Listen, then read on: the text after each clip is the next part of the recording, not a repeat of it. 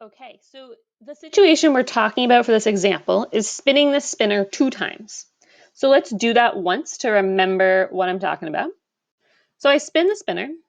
The first time I get a 1, and then I spin it again, because remember our situation is that we spin it twice. And the second time I get a 4. So the outcome that I got this time was a 1 and then a 4.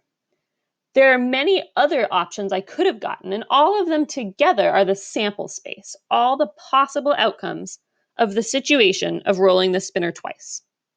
So, one way that you can find the sample space is by making an organized list. So, here you can see the organized list that I made. This first green column represents all the possible first spins, and the second column represents the second spin. So, I already forgot what I got. I think I got 1, 4. Great.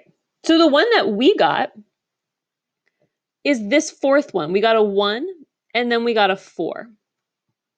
But all the other ones are here too. So notice that if you roll a 1 the first time, there are 4 options for what you could roll a second time. You could get a 1, then a 1, then a 1, or a 1, then a 2, then a 1, then a 3, or a 1, then a 4, like the one we got.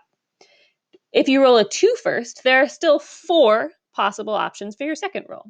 If you roll a 3 first, there are still 4 possible options for your second roll.